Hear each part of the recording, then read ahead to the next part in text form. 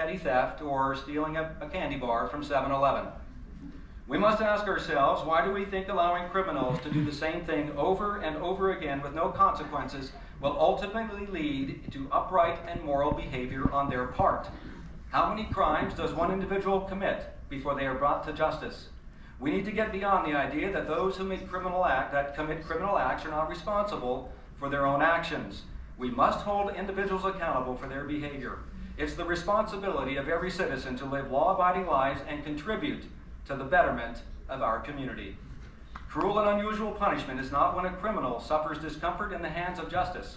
Cruel and unusual punishment occurs when society fails to carry out justice and allows victims to suffer the consequences of unrepentant, irresponsible, and careless acts of violence. Amen. Amen.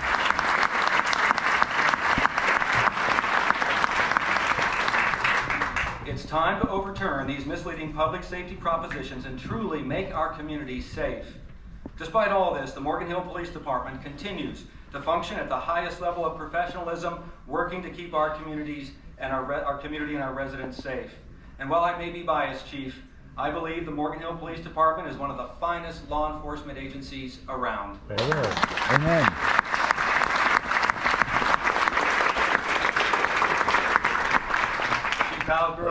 Chief Palsgrove, on behalf of the City Council and all our citizens, I'd like to express our gratitude for your excellent leadership, the leadership of your command staff, and for the commitment and dedication of every officer in the department, including the support staff and our dispatchers. Yeah. Thank you.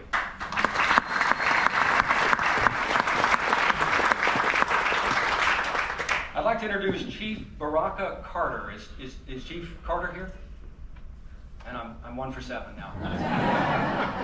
Chief Carter was promoted to his new role at the end of last year and now leads the firefighting and emergency medical response efforts for Morgan Hill. The City of Morgan Hill has contracted with CAL FIRE since 2012, and we continue to have a solid working relationship with CAL FIRE, and we look forward to continuing that relationship well into the future. I'd now like to talk about some of the accomplishments that we've seen in our city. As a city, we continue to make good progress in numerous areas. Many of you have no doubt noticed or driven along the Hale Avenue extension between Dunn Avenue and DeWitt. While the northern section from Dunn Avenue to Main is not yet open, we do expect that to be complete, and we'll be having a ribbon-cutting ceremony at some point in April. I'm proud to say our third fire station, the Butterfield Fire Station, broke ground in the summer of 2023. This all-electric fire station includes 2 fire apparatus bays, living quarters, and office facilities. This fire station will support and enhance safety for our residents and businesses now and into the future. In 2023, the City Council approved the design for Butterfield Park, and at the same time, the Council approved a partnership with the Foundation for a Better Ride USA BMX to construct a BMX track that will be available for races, clinics, and practices. The track will be made available for use by the community as well as for major events. Just a few months ago, any pickleball players here? Yep, There they are. Just a few months ago, we broke ground on 4 new pickleball courts at Community Park. And I'm talking to some of our wineries to see if they'd be willing to break ground on some pickleball courts at their facilities as well. I'd like to mention Valley Water. Aside from our city staff meeting with Valley Water staff and council members Spring and Borgioli serving on the SCRAW board, I'll explain that here in a minute, I continue to meet nearly monthly with Director John Varela to discuss critical water projects affecting Morgan Hill and South County. We've been working closely with Valley Water to complete the Upper Yagas Creek Flood Protection Project. Our city engineers are working with Valley Water on the design for the final phase of that project. Once complete, this should eliminate most flooding issues the city faces when we have heavy rains like we've seen over the last 2 winters. We know that regional partnerships are critically important, and we continue to work closely with regional partners, including the City of Gilroy. I'd like to reiterate Morgan Hill's commitment to Mayor Blankley, to our Gilroy City Council members, and to Administrator Jimmy Forbes. We know that a rising tide lifts all boats. Success in Gilroy benefits Morgan Hill, and likewise, success in Morgan Hill benefits Gilroy.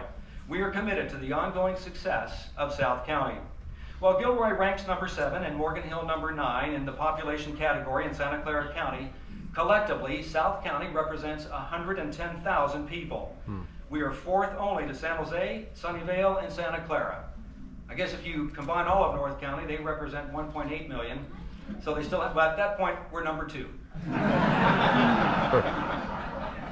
Together, Gilroy Mayor Marie Blankley and I continue to make our voices heard regarding transportation and transit issues related to our area. Each of the Morgan Hill City Council members sits on various committees throughout Santa Clara County, representing the interests of our community and our people, continually making their voices heard on behalf of all of us. As many of you know, at the end of September last year, due to the work of Mayor Blankley and the voices of those who came before me, Caltrain added a 4th train to its service to South County. We're glad to have it. The South County Regional Wastewater Authority, also known as SCRAW, that SCRAW plant in Gilroy, which is a joint powers authority established to manage the treatment of wastewater for the cities of Morgan Hill and Gilroy, is a good example of the partnership that we have. SCRAW won top awards for the Monterey Bay section of California Water Environment Association and was named the Plant of the Year for 2023. Quite an honor.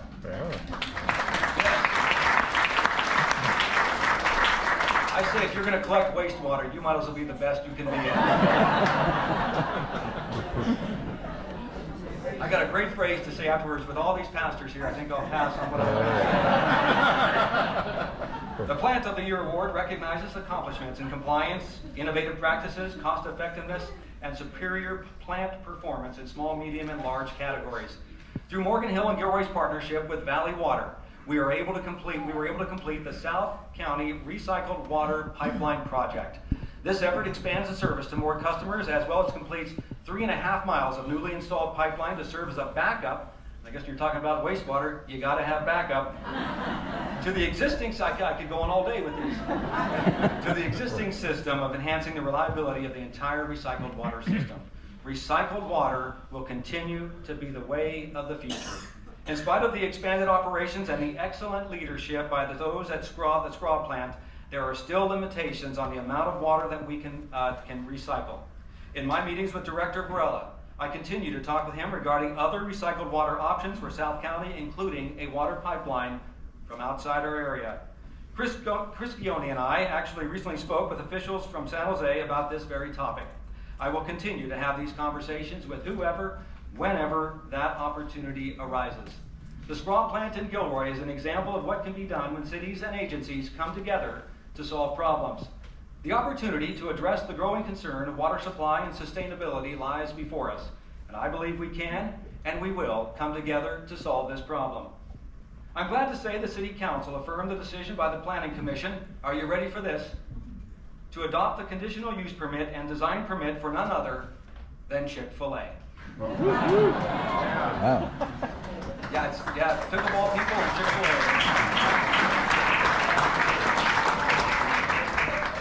I'd also like to acknowledge the Granada Hotel in downtown is once again under construction. You've probably seen the framing work that's occurring on the 3rd floor, and they're preparing to progress to the 4th and 5th floor. I had the opportunity of being able to go through and take a tour of that of the building the other day, just last week, and it's coming along nicely. Great views from that side, looking out towards El Toro.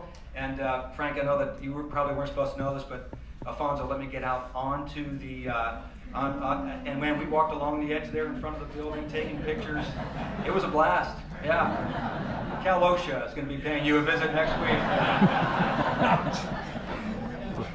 They are also, yeah, we got hard hats. They're also working toward bringing a Michelin-rated restaurant to our downtown, which will take our dining experience to another level. The estimated completion date of that hotel is December of 2025. Another jewel that should be noted is the Eads Fine Art Gallery at Monterey and 2nd Street. Upon completion, this building will elevate the offerings of our residents and our visitors. A new discount retail store called Five Below is taking over the Party City location at the Cochran Commons and is expected to open in spring. In that same shopping center, Burlington has moved into the space which was once occupied by Staples. A new restaurant and bar called Silos will be opening adjacent to the 3 silos in the granary on Depot Street. When complete, the Silos restaurant will be owned and operated by the same individuals who operate Oak and Rye in Los Gatos. Coming soon is the Ancora Vino, a new wine shop that is taking over the Murphy's Mercantile Shop on Monterey Road in downtown. This venue is owned and operated by the, I'll probably say this wrong, but I'm going to give it my best, Enoteca La Storia restaurant and wine shop, which is also located in Los Gatos. New to Morgan Hill is Bullnose Tile at the Madrone Business Park. They're opening a 34,000 square foot showroom and warehouse. Other businesses that opened and began operations last year are Stretch Lab, Mohai Farm, Goku Sushi, Barrel and Bean, Crumble, and Carniceria Elite. This Friday, we'll be participating in a ribbon cutting for the opening of Valley Health Center, Morgan Hill. Valley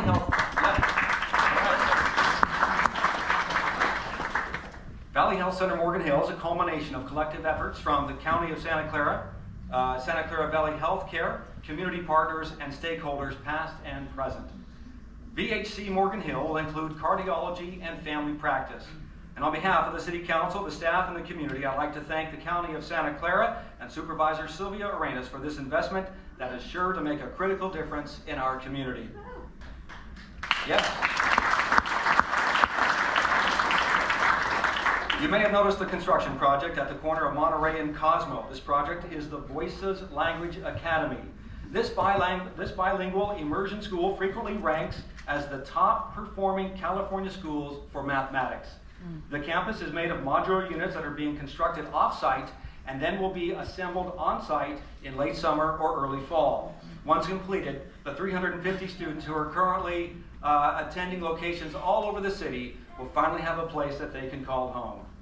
Several of our businesses in town expanded their operations last year or announced plans to expand, and we're grateful for their continued investment in Morgan Hill. Pinnacle, not the bank, but the company that does exhibits, is expanding their operations and nearly doubling their space here in Morgan Hill. They have leased the 85,000 square foot Building 1 at the Butterfield 5 Technology Park. Pinnacle currently employs 60 full-time employees. And Ritsu made the decision to relocate and consolidate several functions from their Texas Anritsu facility to Morgan Hill.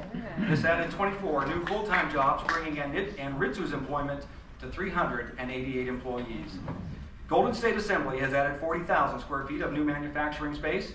Toray Advanced Composites has added 73,000 square feet of new manufacturing space. Paramit is expanding their interior operations, adding 26,000 square feet, and Duke Empirical Medical Manufacturer also 60,000 square feet.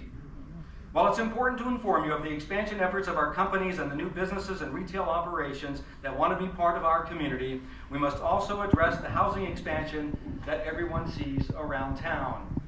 Now, we have recently, as many of you have probably heard the phrase, the regional housing needs allocation, and you've heard the phrase of the what is the phrase I'm looking for? Well, RHNA, of course, but so we have to do a housing element every 8 years, and we've just gone through that process. And the regional housing needs allocation, in short, the state assigns each of the cities a number of housing units that they must build in an 8-year cycle. The current RHNA cycle is 2023 through 2031. Our next cycle, we need to build 1,037 housing units, and nearly half of those fall into the affordable housing category. Categories include extremely low and very low, 262 units, low, 151, moderate at 174, and above moderate, 450 housing units. The housing element is required by the California Department of Housing and Community Development and must be submitted for review and certification along with, it goes in coordination with the RHNA, the Regional Housing Needs Allocation timeframe. And when we're doing this,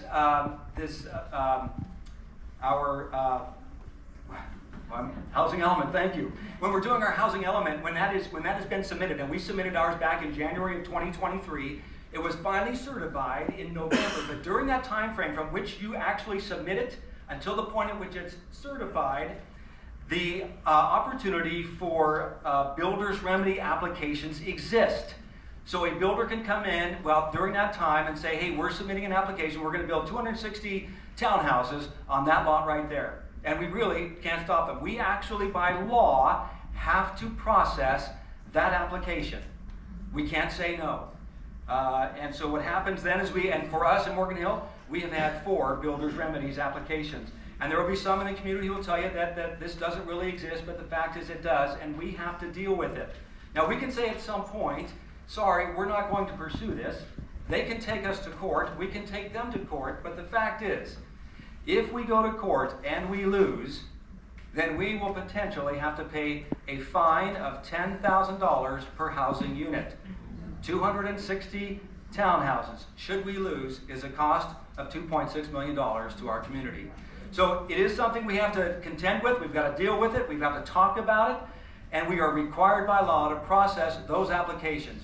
Don't let anyone tell you that Gilroy or San Jose is standing up to these builders. They cannot. They must process those applications and then can figure out how they want to handle it from there. And we are doing the same thing.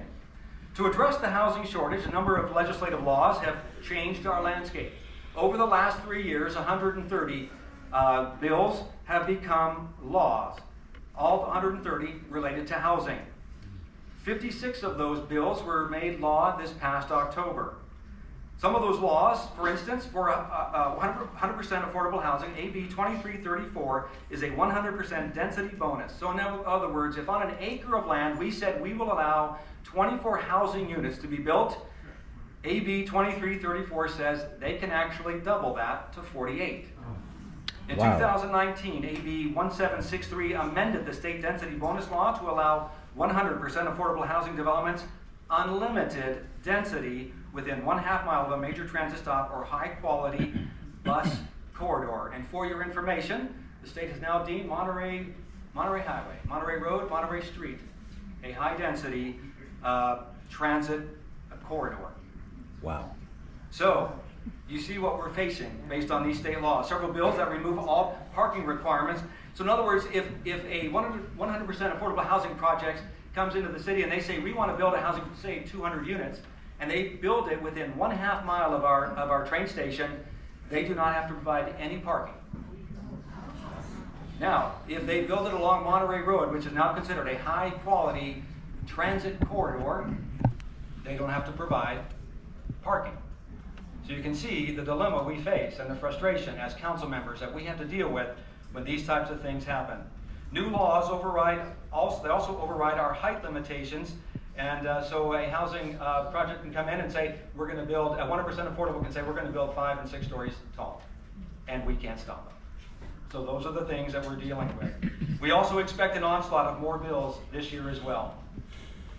Some of you have probably already seen this, but we are indeed seeing an uptick in the number of homeless individuals in our community, walking neighborhoods, sleeping in front of businesses, building encampments along the creek, and in some cases involved in criminal activity.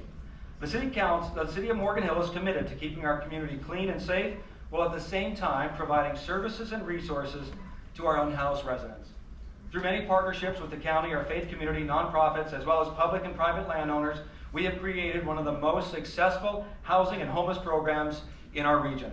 We conduct daily street outreach to assess every unhoused individual's needs and barriers to ensure that they are connected to the county's housing placement system.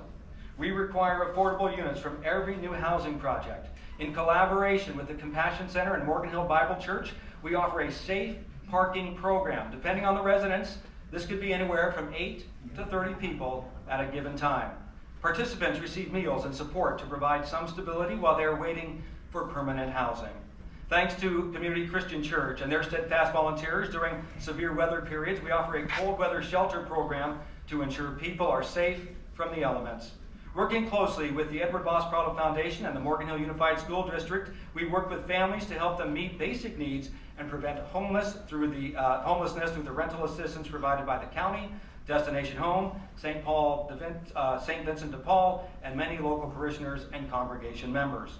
Perhaps one of the most impactful things the city has done was to secure a 3-year, $450,000 grant to employ a full-time, unhoused specialist. This position conducts daily outreach in real time and provides direct service by meeting people where they are with a social work background and a mental health lens. Over the past 26 months, we have connected with 408 housing insecure people and housed 90